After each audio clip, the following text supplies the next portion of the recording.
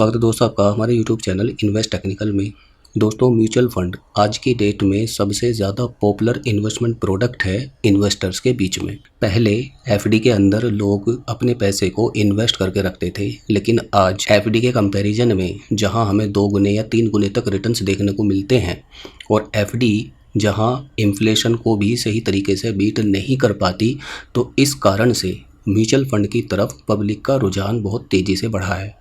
लेकिन कई बार हम बिना सोचे समझे या बिना उस म्यूचुअल फंड के रिस्क एपेटाइट को समझे या उससे जुड़ी हुई जो महत्वपूर्ण बातें हैं उनको बिना जाने समझे किसी के कहने पर या कोई वीडियो देखकर या कहीं किसी सोशल मीडिया पर कोई पोस्ट देखकर हम डायरेक्ट उस म्यूचुअल फंड के अंदर निवेश शुरू कर देते हैं और बाद में हमें पता चलता है कि ये म्यूचुअल फंड हमारे लिए सुइटेबल नहीं है या हमें किसी दूसरे म्यूचुअल फंड के अंदर इन्वेस्ट करना चाहिए था। तो आइए जानते हैं, अगर आप भी म्यूचुअल फंड में इन्वेस्टमेंट करने का प्लान बना रहे हैं तो कुछ एक इम्पोर्टेंट बातें आपको ज़रूर ध्यान रखनी है ताकि आप एक सही म्यूचुअल फंड चुनकर उससे अच्छा रिटर्न्स प्राप्त कर सकें और साथ ही साथ जो आपका टारगेट है, एक फाइनेंशियल टारगेट है, उसको आप अचीव कर सकें। तो आइए जानते हैं। सबसे पहले दोस्तों हमें म्यूचुअल फंड में इन्वेस्टमेंट करने से पहले इन्वेस्टमेंट गोल को समझना बहुत ज़रूरी है।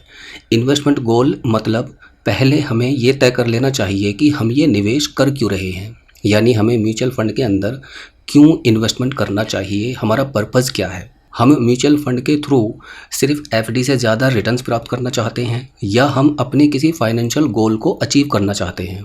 फॉर एग्ज़ाम्पल, अगर आप अपने रिटायरमेंट के पॉइंट ऑफ व्यू से एक इन्वेस्टमेंट प्रोडक्ट ढूंढ रहे हैं तो आपको एक म्यूचुअल फंड के अंदर, उस तरह के म्यूचुअल फंड के अंदर इन्वेस्टमेंट करना चाहिए जो रिटायरमेंट के लिए सबसे ज़्यादा सूटेबल हो।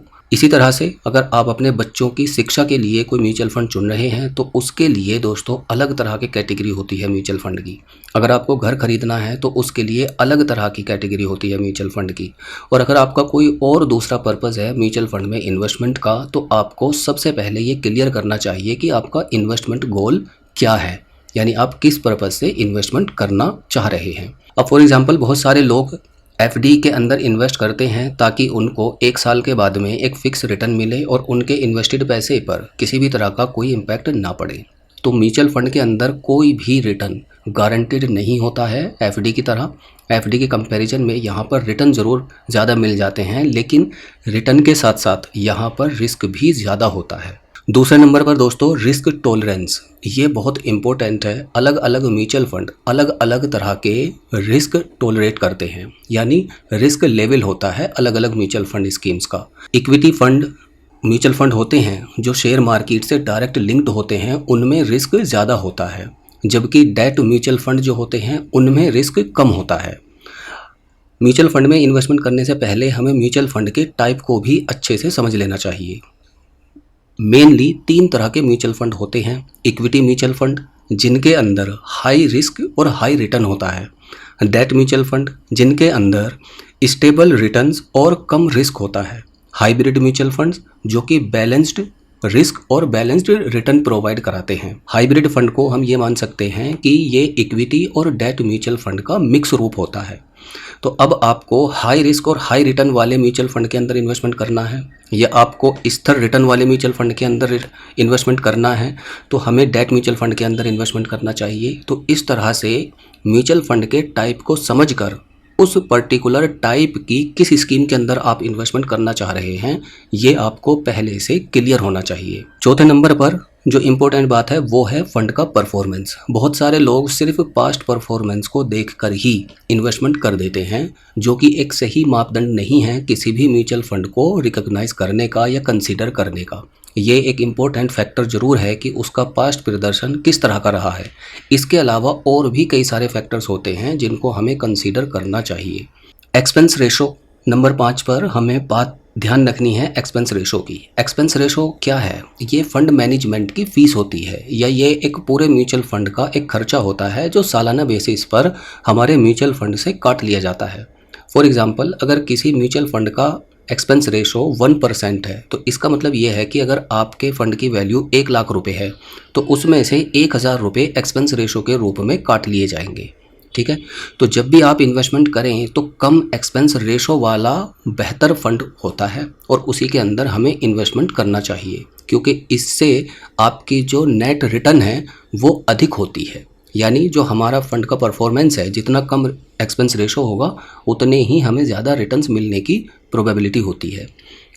नंबर 6, एसेट मैनेजमेंट कंपनी यानी कि एएमसी और फंड मैनेजर। जब भी आप किसी म्यूचुअल फंड के अंदर इन्वेस्टमेंट कर रहे हैं तो आपको ये ज़रूर समझना चाहिए कि वो कौन से एएमसी के अंडर म्यूचुअल फंड रन कर रहा है। अब एएमसी जो एसेट मैनेजमेंट कंपनी होती हैं वो अलग अलग तरह की आपको कई सारी कंपनीज देखने को मिल जाएंगी। फॉर एग्जांपल एसबीआई की अपनी एएमसी है, एचडीएफसी बैंक की अपनी एएमसी है, रिलायंस की निप्पॉन इंडिया के नाम से एएमसी है, टाटा की अपनी एएमसी है। तो इन सभी के अंदर अलग अलग कैटेगरी के यानी सभी तरह के म्यूचुअल फंड्स देखने को मिल जाते हैं। तो आप किसी रिकॉग्नाइज्ड जो well known asset management company है उन्हीं में अपना इन्वेस्टमेंट शुरू करें, यानी उन्हीं एएमसीज के अंडर कोई एक म्यूचुअल फंड चुनें और उसके अंदर आपको इन्वेस्टमेंट करना चाहिए। फंड मैनेजर, जब आप किसी म्यूचुअल फंड के अंदर अपना पैसा इन्वेस्ट कर रहे हैं तो उस पैसे को जो मैनेज करता है या जो अलग अलग कंपनीज़ के अंदर डाइवर्सिफाई करता है वो फंड मैनेजर का काम होता है। तो फंड मैनेजर का ही सबसे इम्पोर्टेंट रोल होता है कि वो आपके पैसे को किस तरह से इन्वेस्टमेंट करके ज़्यादा से ज़्यादा रिटर्न प्राप्त करे। अब ये चीज़ हमें ज़रूर देख लेनी चाहिए कि जो भी उस पर्टिकुलर म्यूचुअल फंड का फंड मैनेजर है उसको एटलीस्ट 10 साल का, 15 साल का या 20 साल का एक्सपीरियंस उस पर्टिकुलर फील्ड में ज़रूर होना चाहिए, तभी हमें म्यूचुअल फंड के अंदर इन्वेस्टमेंट करना है। इसके अलावा अगर हम बात करें दोस्तों तो रिस्क, वोलेटिलिटी, ये 2 फैक्टर भी बहुत इंपॉर्टेंट होते हैं। कुछ फंड मार्केट में ज़्यादा उतार चढ़ाव झेलने वाले होते हैं, तो अगर आप बिल्कुल स्टेबल म्यूचुअल फंड चुनना चाहते हैं तो आपको कम वोलेटिलिटी वाले फंड को चुनना चाहिए।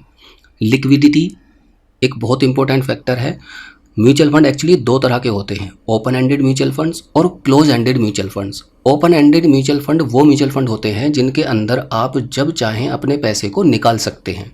वहीं क्लोज एंडेड फंड के अंदर अगर आपने इन्वेस्टमेंट कर दिया तो वहाँ पर आपको लगभग 3 से 5 साल का एक टाइम पीरियड मिल जाता है और उस दौरान आप उस पैसे को यानी अपने पैसे को वापस नहीं निकाल सकते।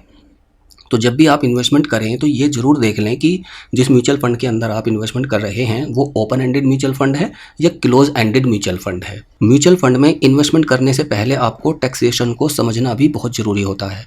म्यूचुअल फंड में एक्चुअली 2 तरह के टैक्स लगते हैं, LTCG यानी कि long term capital gain tax और STCG यानी कि short term capital gain tax. Short term capital gain tax उन म्यूचुअल फंड स्कीम्स के ऊपर लगता है जहां पर आपका निवेश 1 साल या उससे कम का होता है। मान लीजिए आपने इन्वेस्टमेंट किया और 6 महीने बाद आपने उसमें से अपने पैसे को निकाल लिया, तो जो भी रिटर्न्स होंगे उस पर short term capital gain tax लगता है जो कि 20% है आज के समय में। वहीं अगर हम long term capital gain tax की बात करें तो 1 साल से ज़्यादा जब आपका इन्वेस्टमेंट रहता है किसी भी म्यूचुअल फंड के अंदर और तब आप 1 साल से ज़्यादा इन्वेस्टेड रहने के बाद में पैसा निकालते हैं तो उस पर long term capital gain tax लगता है। अब ये long term capital gain tax आज के डेट में 12% है और ये 1,25,000 रुपये के रिटर्न्स तक कोई भी टैक्स नहीं लगता। लेकिन 1,25,000 रुपये से ऊपर जितना भी आपका अमाउंट होगा, मान लीजिए आपके फंड ने 1,75,000 रुपये के रिटर्न्स प्रोवाइड कराए तो 50,000 रुपये की जो धनराशि है उस पर long term capital gain tax यानी 12% का टैक्स डिडक्ट होकर आपके अकाउंट में पैसा आएगा जब आप अपने म्यूचुअल फंड को बेच देंगे। 10वें नंबर पर जो इंपॉर्टेंट बात है वो ये है कि SIP और लमसम, इसको समझना बहुत ज़रूरी है। SIP यानी सिस्टमेटिक इन्वेस्टमेंट प्लान। आप वीकली बेसिस पर, मंथली बेसिस पर जैसे चाहें आप छोटा छोटा अमाउंट इन्वेस्ट कर सकते हैं किसी भी म्यूचुअल फंड के अंदर। ज़्यादातर म्यूचुअल फंड के अंदर आप SIP 500 रुपीज़ से शुरुआत कर सकते हैं और मैक्सिमम जितना आपका बजट हो उतना आप इन्वेस्टमेंट कर सकते हैं मंथली बेसिस पर। लमसम इन्वेस्टमेंट वो इन्वेस्टमेंट है जब आप एक मुश्त पैसा इन्वेस्ट करना चाहते हैं किसी म्यूचुअल फंड के अंदर, जैसे हम FD कराते हैं ठीक वैसे ही आप म्यूचुअल फंड के अंदर लमसम पैसा इन्वेस्ट भी कर सकते हैं। तो ज़्यादातर जो म्यूचुअल फंड की स्कीम्स हैं उनमें मिनिमम आप 5,000 रुपये का लमसम अमाउंट इन्वेस्ट कर सकते हैं और मैक्सिमम जितना आपका बजट हो उतना आप पैसा इन्वेस्ट कर सकते हैं।